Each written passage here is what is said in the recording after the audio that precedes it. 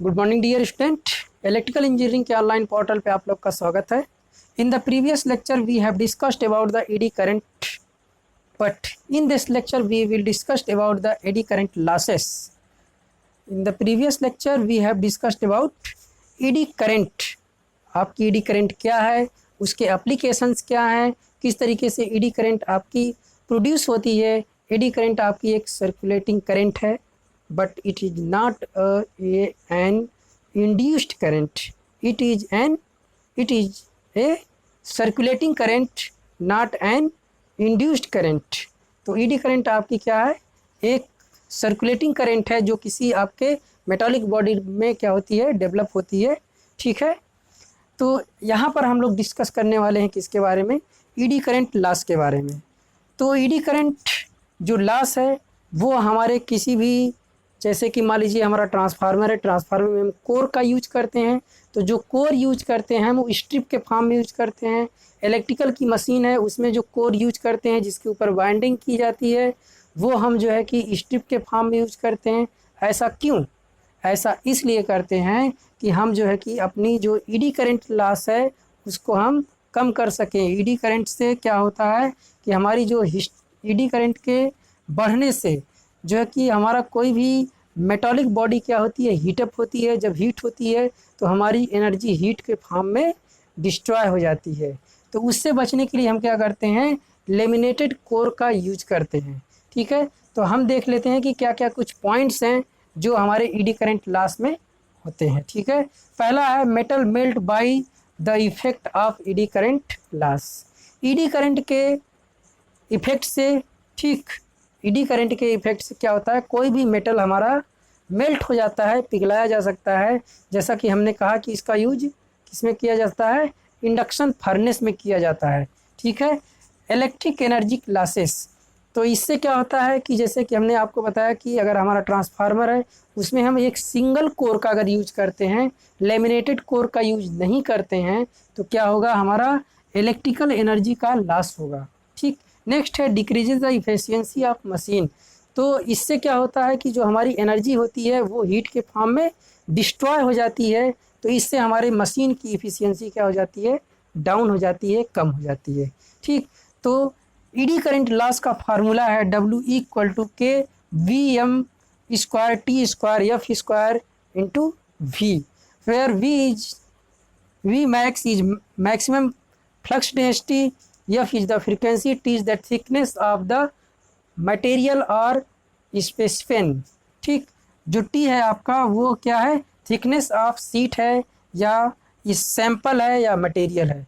T आपकी thickness होती है और V आपका वॉल्यूम ऑफ सैंपल और कंडक्टर, ये इसका वॉल्यूम कितना है, इसके घटने बढ़ने पर भी जो है कि हमारी ईडी करंट लॉस घटता बढ़ता है। ठीक, तो यहाँ पर हम कुछ पॉइंट्स को देख लेते हैं जो हमारे कंपटीशन की दृष्टि से बहुत ही इम्पॉर्टेंट है।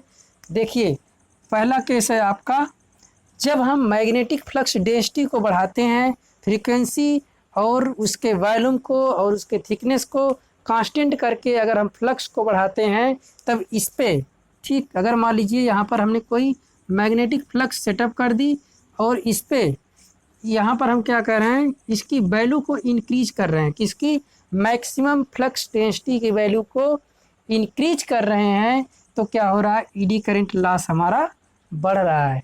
अगर हम इस मैक्सिमम फ्लक्स डेंसिटी की वैल्यू को क्या कर रहे हैं, डिक्रीज करते हैं, तो हमारी ईडी करंट लॉस क्या होता है, घटता है। ठीक, नेक्स्ट पॉइंट हमारा है, अगर हम मैग्नेटिक फ्लक्स डेंसिटी को क्या कर दें, कांस्टेंट कर देते हैं और फ्रीक्वेंसी को भी कांस्टेंट कर देते हैं, वॉल्यूम ऑफ सैंपल को भी कांस्टेंट कर देते हैं, अगर इसकी थिकनेस को हम क्या करते हैं, कम करते हैं, तो हमारी क्या होती है, WE कम होती है जब हमारी इस क्या थिकनेस कम होती है। ठीक, अगर हम थिकनेस को घटाते हैं तो ईडी करंट लॉस भी हमारा घटता है। ठीक है, अगर हम थिकनेस को बढ़ाते हैं तो थिकनेस के बढ़ने से आपका ईडी करंट लॉस क्या होगा, बढ़ेगा। इसीलिए हमने कहा कि अगर आप एक मोटी शीट का यूज करते हैं किसी मैग्नेटिक फील्ड में, तब जो है कि ईडी करंट लॉस आपका इंक्रीज होगा। अगर आप लेमिनेटेड कोर का यूज करते हैं, लेमिनेटेड शीट का यूज करते हैं, तब आपका ईडी करंट लॉस कम होता है। ठीक, तो नेक्स्ट पॉइंट हमारा है, अगर हम इसकी थिकनेस को फिक्स कर दें, इस पे अप्लाई करने वाली मैग्नेटिक फील्ड या मैग्नेटिक फ्लक्स की डेंसिटी को हम क्या कर दें, फिक्स कर दें, और इसके वॉल्यूम को भी फिक्स कर दें, तो हम देखते हैं क्या होता है कि जब हम फ्रीक्वेंसी को क्या करते हैं, डिक्रीज करते हैं, फ्रीक्वेंसी को क्या कर रहे हैं, डिक्रीज कर रहे हैं, तब हम देखते हैं क्या होता है, हमारा जो WE है, ठीक, ईडी करंट लॉस वो भी हमारा डिक्रीज होता है।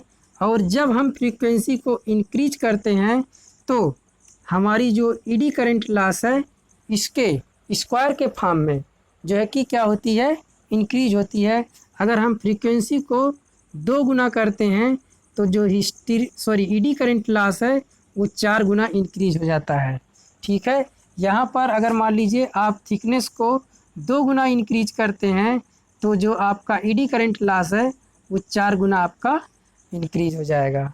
उसी तरीके से आपकी यहाँ भी केसेस हैं।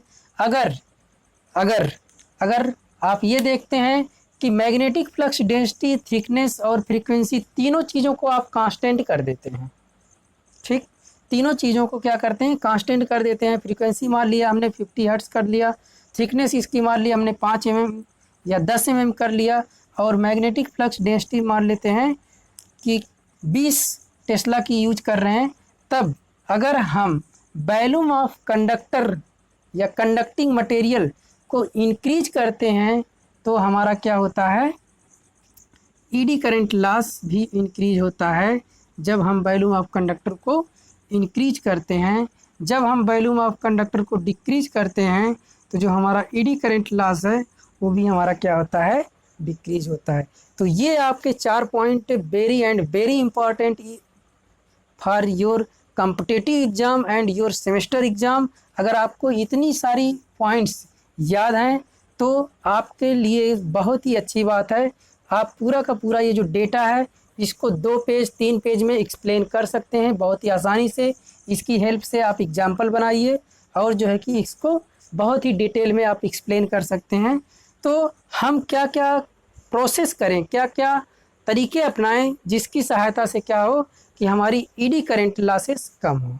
पहला कॉन्सेप्ट, ठीक, पहला तरीका ये है हमारे पास कि हम मैग्नेटिक फ्लक्स डेंसिटी को कम करके जो है कि ईडी करंट लॉस को कम कर सकते हैं। ठीक, उसकी थिकनेस को, सबसे मेन फैक्टर है थिकनेस और फ्रीक्वेंसी। ठीक, थिकनेस को अगर हम पतली पतली, जो हम एक ही कंडक्टर ये यूज कर रहे हैं, अगर हम इसको पतली पतली स्ट्रिप के फॉर्म में यूज करते हैं तो जो हमारी हीट है वो डिफरेंट प्लेटों में क्या हो जाएगी, डिवाइड हो जाएगी और ये जल्दी से कूल हो जाएगी। ठीक, तो हम क्या कर सकते हैं, लेमिनेटेड कोर का यूज करके ईडी करंट लॉस को कम कर सकते हैं। फ्रीक्वेंसी को डिक्रीज करके हम क्या कर सकते हैं, ईडी करंट लॉस को कम कर सकते हैं। और वॉल्यूम ऑफ कंडक्टर, छोटा सा कंडक्टर वॉल्यूम का लीजिए, ठीक, तो क्या होगा, उसकी वजह से उस पर पड़ने वाली जो मैग्नेटिक फ्लक्स है वो कांस्टेंट होगी, उसकी वजह से आपका क्या होगा, जो ईडी करंट लॉस है वो आपका कम होगा। तो बेसिकली क्या करना है कि ईडी करंट लॉस से हमको बचना है। ईडी करंट लॉस बेसिकली हमारे ट्रांसफार्मर में होते हैं, अल्टरनेटर में होते हैं और हमारे मोटर में होते हैं। तो बहुत सारी ऐसी मशीनें हैं जिसमें हमारा ईडी करंट लॉस डेवलप्ड होता है, जिसकी सहायता से, जिसकी हेल्प से क्या होता है, जो हमारी इलेक्ट्रिकल एनर्जी है वो हीट के फॉर्म में क्या हो जाती है, डिस्ट्रॉय हो जाती है। तो इससे बचने के लिए हमारे पास एक सबसे बेहतर उपाय है कि हम लेमिनेटेड कोर का यूज करें।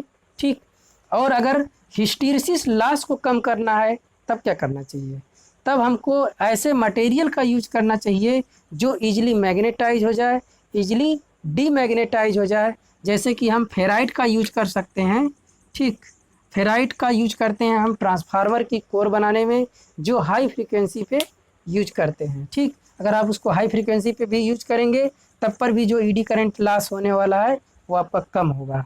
ठीक, तो ईडी करंट लॉस आपका बेसिकली कम करने का सबसे बेस्ट मेथड है कि लेमिनेटेड कोर का यूज करें, और फ्रीक्वेंसी को अगर आप कम करके यूज करते हैं तब या तो आप ऐसा मटेरियल यूज कीजिए जिसको अगर हाई फ्रीक्वेंसी पे आप यूज करते हैं तब भी जो है कि ईडी करंट का इफ़ेक्ट बहुत ही कम दिखाई देता है।